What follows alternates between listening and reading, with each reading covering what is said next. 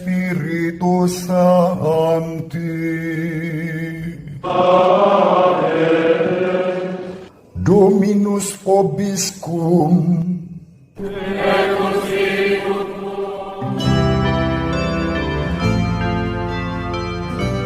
Sahabat peradaban kasih ekologis yang terkasih, selamat berjumpa dalam Renungan Harian bersama saya melalui channel ini. Semoga panjenengan semua hari ini tetap sehat dan panjenengan yang sakit semakin diberi kesembuhan dan pemulihan berkat doa kita semua. Sekali lagi saya selalu mendoakan panjenengan agar diberi kesehatan dan yang sakit juga dipulihkan, disembuhkan seperti sedia kala. Bagi sahabat-sahabat kita yang berpulang hari-hari ini, kita berdoa mereka semua disambut dalam kebahagiaan di surga. Hari ini kita akan membaca dan merenungkan Injil Matius bab 13 ayat 54 sampai 58.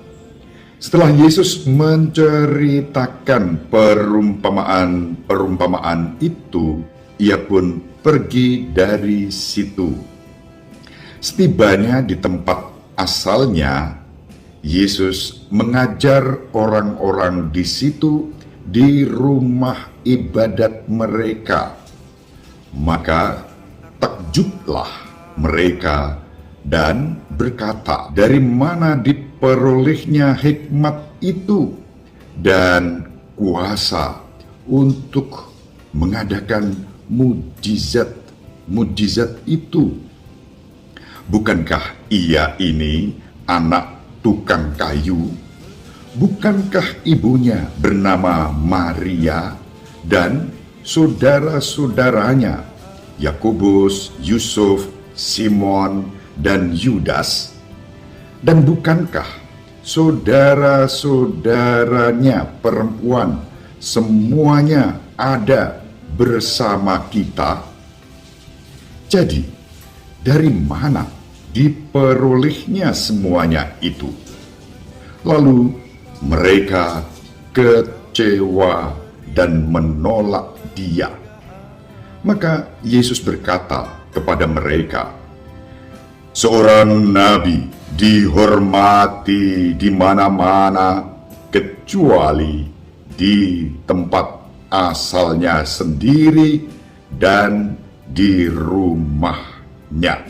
Dan karena ketidakpercayaan mereka, tidak banyak mujizat diadakannya di situ.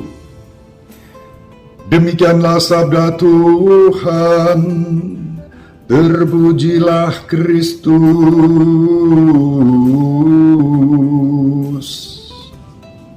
Sahabat peradaban kasih ekologis yang terkasih, Yesus datang ke tempat asalnya. Kira-kira apa ya yang mendorong Yesus datang ke tempat asalnya? Saya mengkontemplasikan setelah Yesus diterima di banyak tempat dan diikuti oleh begitu banyak orang yang selalu berbondong-bondong datang kepadanya karena mereka melihat mujizat-mujizat yang dikerjakan oleh Yesus. Lalu Yesus ingin berbagi berkat itu di tempat asalnya. Bisa jadi Yesus merindukan ibunya. Yesus merindukan sahabat-sahabatnya di masa kecilnya. Dan Yesus datang untuk berbagi berkat sebagaimana selama ini sudah diberikan kepada orang banyak di tempat lain.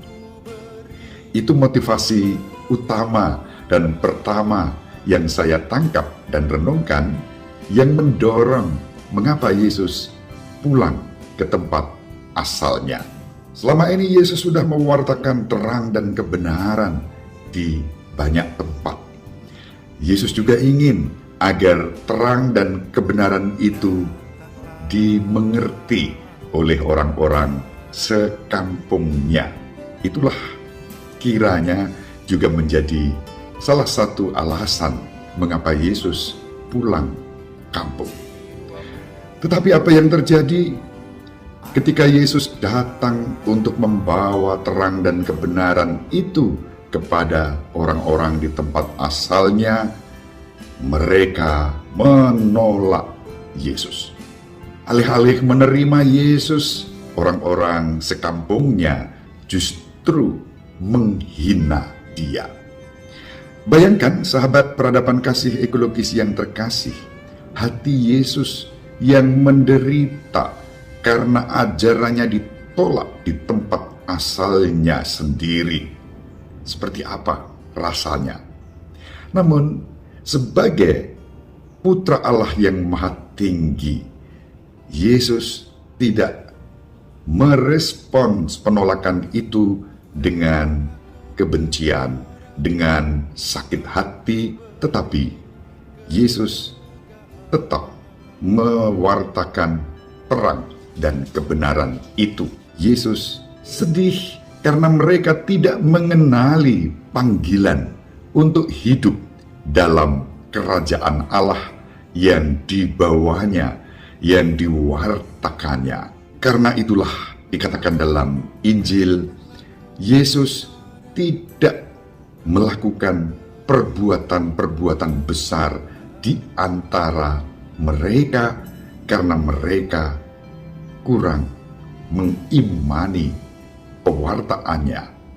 Ini berbicara tentang kekuatan iman. Di banyak tempat setiap kali Yesus membuat mukjizat, selalu dikatakan imanmu yang menyembuhkan engkau. Maka ketika orang menolak, itu juga terkait dengan iman. Tiadanya iman membuat orang menolak terang dan kebenaran yang dibawa oleh Yesus. Iman adalah anugerah yang diberikan kepada kita, tetapi iman juga menuntut jawaban dari pihak kita. Dan anugerah yang dibawa oleh Yesus ke tempat asalnya tidak mendapat jawaban yang semestinya. Iman juga menyiratkan kepercayaan kepada Allah yang memberi kita hal-hal yang baik adanya.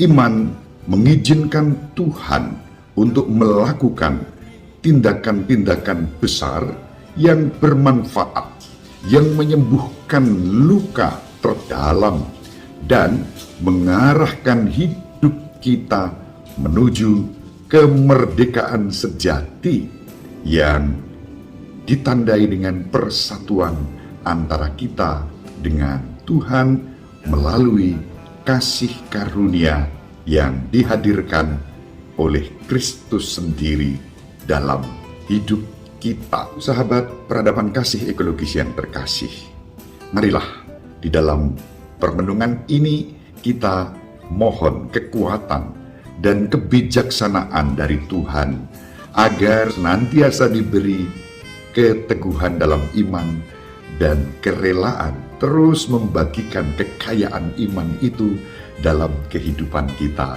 bersama. Ketika kita mengalami penolakan, kita dapat mohon untuk memiliki hati yang kuat seperti Kristus, hati yang tidak membenci, tetapi hati yang tetap mengasihi dan mengampuni. Kristus menawarkan kasih karunia Allah sendiri demi keselamatan kita. Maka marilah kita mohon agar Tuhan memberkati kita. Kita bersatu di dalam doa. Tuhan Yesus Kristus, terima kasih atas kasih karunia dan terutama karunia iman yang Kau anugerahkan kepada kami. Engkau menjadikan kami sebagai sahabat-sahabat-Mu. Bantulah kami untuk menyambut anugerah ini dengan jawaban iman dalam ketaatan dan kerendahan hati. Namun juga berilah kami semangat untuk terus membagikan kasih karunia iman ini kepada siapa saja yang kami jumpai. Berilah kami keberanian dan kebijaksanaan agar tetap setia menjadi saluran rahmat-Mu bagi sesama dan semesta alam. Terpujilah Engkau kini dan sepanjang segala masa. Amin. Sahabat peradaban kasih ekologis yang terkasih dimanapun berada, Ibu Maria selalu mendoakan panjenengan semua. Bapak Yusuf merestui panjenengan dengan keheningan surgawinya. Semoga panjenengan semua bersama seluruh anggota keluarga dimanapun berada, dibimbing, dilindungi, dan diberkati oleh Allah yang Maha Kuasa, Bapa dan Putera dan Roh Kudus. Amin. Terima kasih. Salam sehat. Tetap semangat. Jangan lupa bahagia.